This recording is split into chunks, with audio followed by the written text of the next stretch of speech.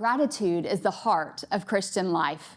It's the humble acknowledgement of the blessings that we receive daily, both the big and the small. Gratitude is recognizing the good in our lives and acknowledging that this goodness is a gift to us. It's recognizing God's enduring love and mercy to us and those around us. It's about seeing God's hand in everything in our lives, even the tough and challenging times. We see various verses in the Bible that do not just suggest that we be grateful, but the Bible actually commands it. The Bible repeatedly tells us to express thanksgiving in every circumstance, which leads us to discover that the power of a grateful heart increases our faith and our personal growth in Him. Gratitude is mentioned over 150 times in the Bible and as a command in the Bible over 33 times. 1 Thessalonians 5:16 through 18 tells us three things that God wills for our life: to rejoice always, to pray continually, and to give thanks in all circumstances. He doesn't call us to be joyful and thankful only in the happy times, but also in times of affliction. How do we do this? Well, let's use Jesus as our model here. Jesus epitomized a life of gratitude. Despite the trials that he faced, he expressed thankfulness to God the Father. In the Last Supper, knowing the suffering that awaited him, Jesus took the bread and he thanked the Lord. His life is the ultimate example for us to emulate in our journey to a grateful heart.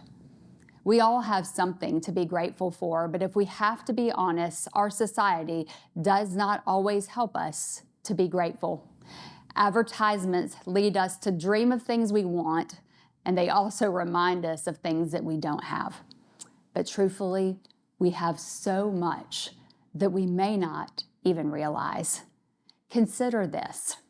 If you own a Bible and you have it with you tonight, you're abundantly blessed, since a third of the world does not have access to a Bible. Also consider this. If you showed up tonight without fear of harassment or arrest, you have something that only 3 billion people in the world can only imagine.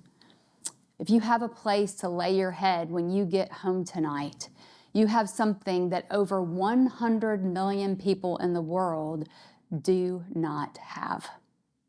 And if you came tonight with your water bottle filled with safe drinking water, you have something that only 780 billion people do not have access to.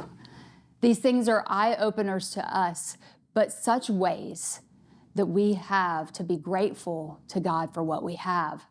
You see, gratitude requires a change in our mindset. After all, gratitude is a choice.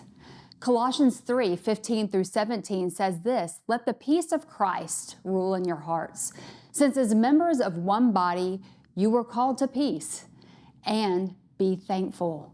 Let the word of Christ dwell richly in you as you teach and admonish each other with all wisdom, as you sing psalms and hymns and spiritual songs with" what? Gratitude in your hearts to God. And whatever you do, whether in word or deed, do it all in the name of the Lord Jesus, giving thanks to God the Father through him. You see, this phrase in this verse, to be thankful, quite literally means to become thankful.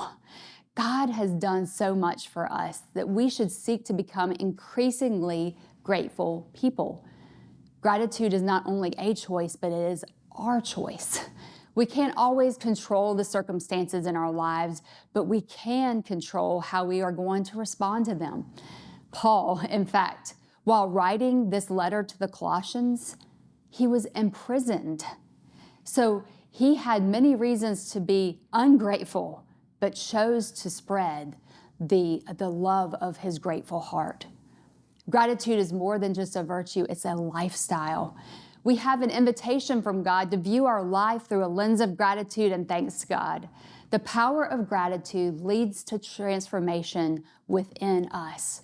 Being grateful can serve as a catalyst to those around us. By sharing your gratitude with those around you, You help other people to inspire them to embrace gratitude in their lives. Won't you be the spark to light the flame of gratitude in the lives of others?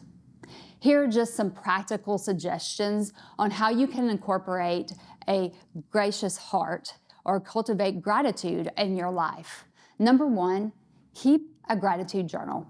Write down 1 to 2 things each day that you are grateful for. Number two, take time to be present in your own life so you can be aware of things that you have to be thankful for. Number three, when you pray, start your prayers to God each time with the things that you're grateful for.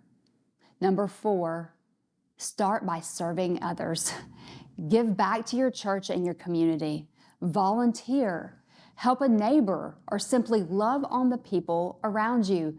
Serving is a powerful way to cultivate gratitude.